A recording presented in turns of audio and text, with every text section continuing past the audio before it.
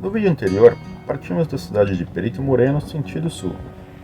Mas nosso avanço foi bastante prejudicado naquele começo do dia por conta das baixas temperaturas que castigavam nosso deslocamento.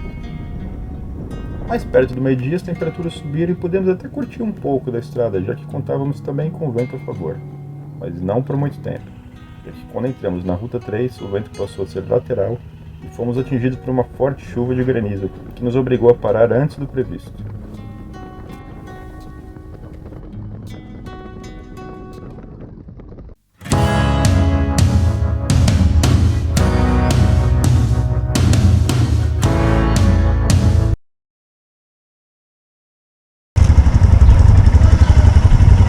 E valeu a pena ter dormido aqui ontem?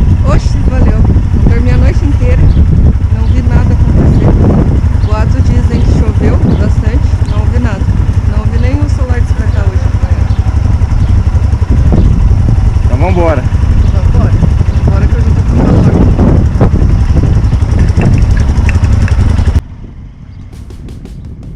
Com um clima muito mais apropriado para uma viagem de moto, começamos então nosso dia de estrada.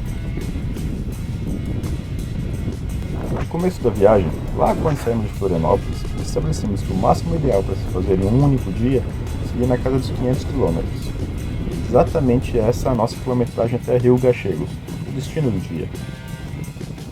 Isso significa que será um dia longo, mas com as condições de estrada boas, deveremos chegar ao nosso destino em cerca de 7 horas, viajando de forma tranquila, fazendo paradas regulares e curtindo a estrada.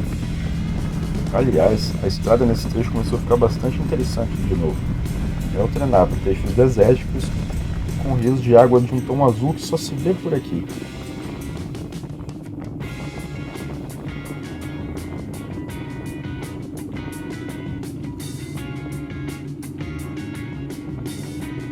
Também estavam presentes durante todo o percurso vários guanacos.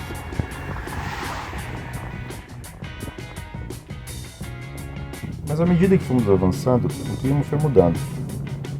O sol ficou encoberto e o vento lateral começou a incomodar nossa pilotagem novamente.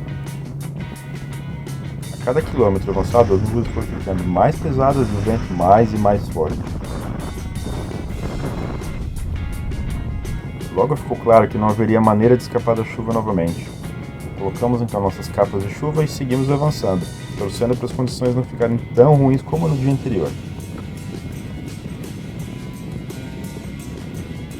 Um pouco mais adiante, a chuva chegou, mas felizmente não tão forte, porém persistente e acompanhada por fortes ventos.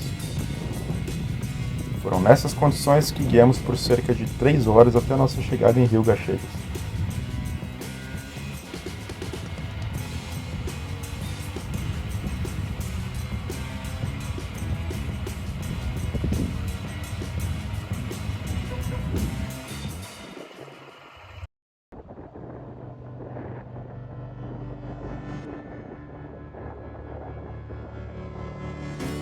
Eu aproveito a nossa parada em Rio Gachegos para trocar o óleo da minha moto.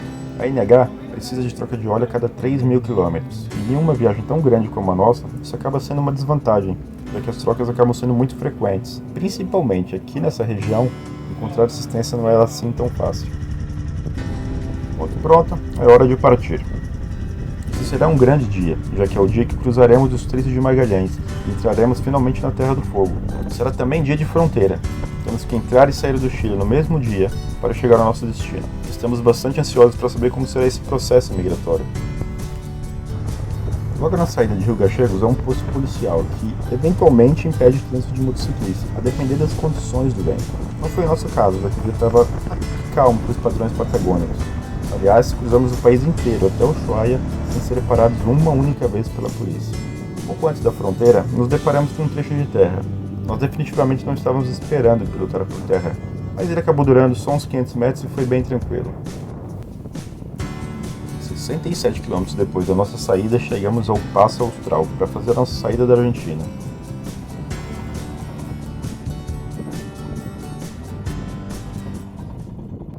Bem, a gente chegou agora que faz a saída da Argentina, da migração argentina, e foi tudo bem simples.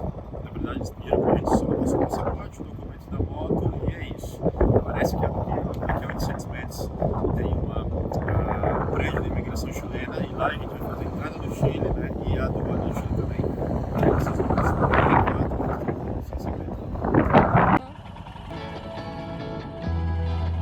Tudo certo com a saída da Argentina, partimos então para a aguardada imigração chilena. Essa seria a nossa primeira fronteira inédita, já que o Uruguai e a Argentina já tínhamos realizado antes.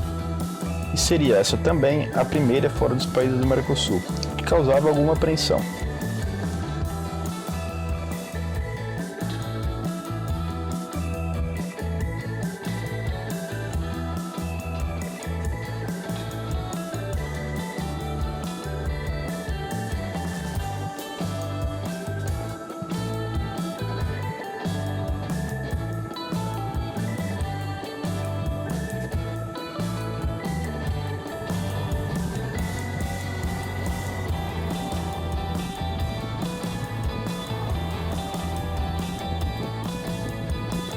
Logo na chegada já percebemos que o movimento estava intenso e, diferentemente da saída argentina, ali acabamos perdendo um bom tempo na fila.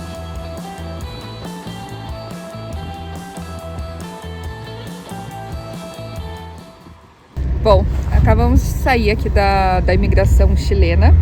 Ela não é tão burocrática, ela só deu um pouquinho de problema por conta de fila mesmo. Tinha dois ou três ônibus aqui quando a gente chegou, então tinha muita gente, a fila estava gigante.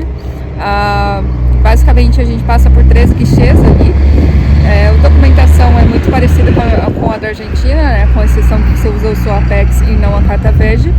E também tem um terceiro documento que a gente descobriu aqui que necessitava, mas também não é muito difícil de conseguir, você consegue fazer online, ou aqui mesmo eles entregam um papel impresso para você assinar, que nada mais é que uma declaração juramentada que você não está portando nenhum produto de origem animal ou vegetal. Passando isso, a gente só tem que passar agora pela revista aqui das multas da aduana, mas creio que também vai ser bem tranquilo. Na revista abriram algumas de nossas bagagens, mas, talvez pelo movimento tão grande, não revistaram elas a fundo e não tivemos nenhum problema em entrar no país. Lembrando que o seguro Suapex adquirimos pela internet previamente também. Depois de entrar no Chile, tínhamos cerca de 55 km até chegar à balsa. Esse era outro ponto de atenção no dia, já que a gente não sabia exatamente como seria feita a travessia, como comprar os tickets e quanto tempo levaria tudo isso. Mas não demorou muito para descobrir, já que 40 minutos depois já chegamos na fila. E por sorte, além da fila estar pequena, a balsa já estava por ali, desembarcando veículos que vieram do outro lado, o que fez com que a nossa espera fosse de cerca de 10 minutos apenas.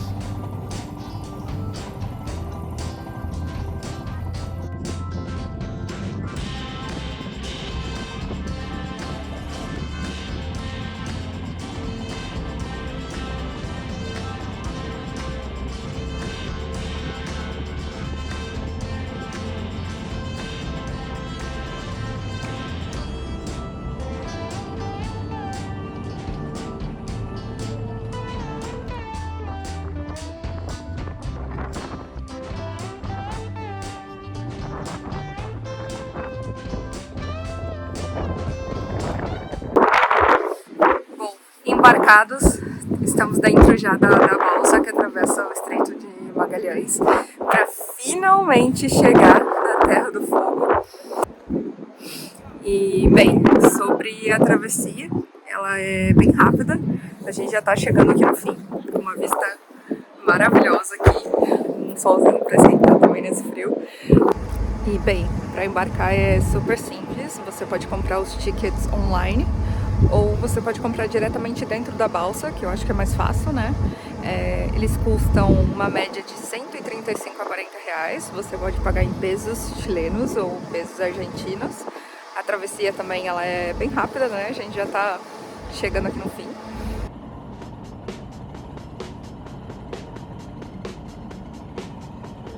Cerca de 30 minutos depois, desembarcamos na Terra do Fogo. A gente estava bastante feliz, já que estava tudo correndo muito bem até então.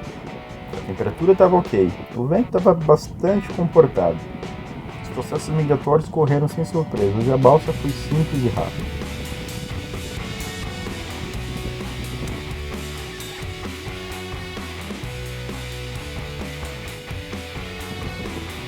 Mas infelizmente nossa sorte mudou poucos quilômetros depois de sair da balsa. O meu GPS nos deu um golpe e nos encaminhou para uma estrada de terra, ao invés do caminho pavimentado normal. Como ali não havia sinal de telefone, ficou difícil perceber a presepada que nós entramos a tempo. Agora teríamos que ter muita cautela para guiar, já que nenhum de nós tem experiência em off-road. Foram vários quase durante todo aquele percurso.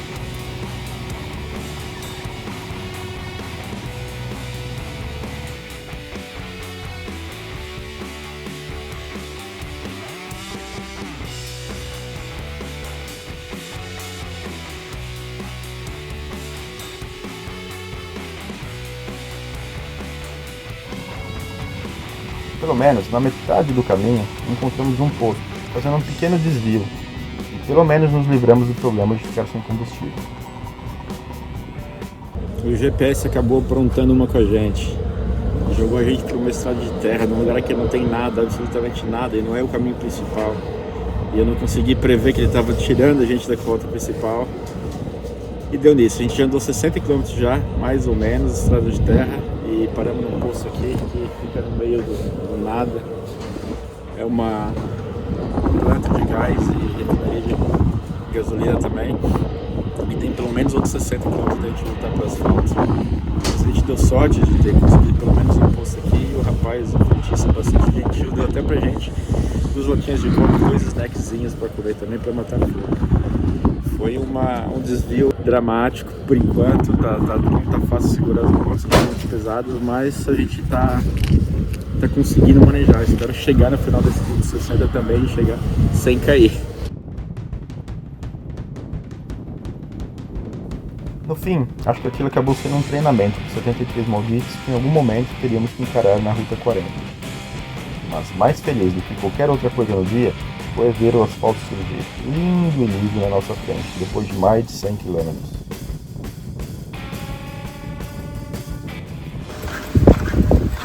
Esse aqui foi o nosso processo de saída do Chile, depois daquelas mais de 100 km de estrada de terra. Fizemos a saída do Chile, demorou mais ou menos assim, foi bem simples. Agora ainda entrada na Argentina. E finalmente estamos na nossa última imigração do dia, aqui na entrada da Argentina.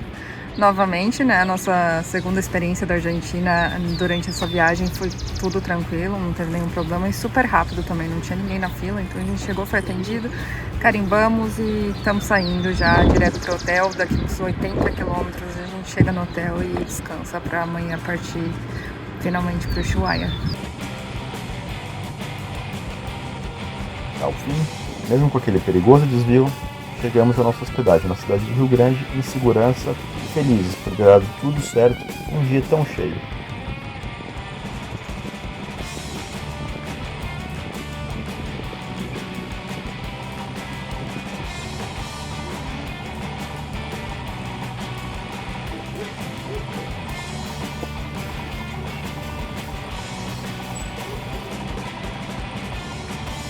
Por conta dos processos de aduana e imigração de ontem, a gente só ia conseguir chegar no Ushuaia muito tarde.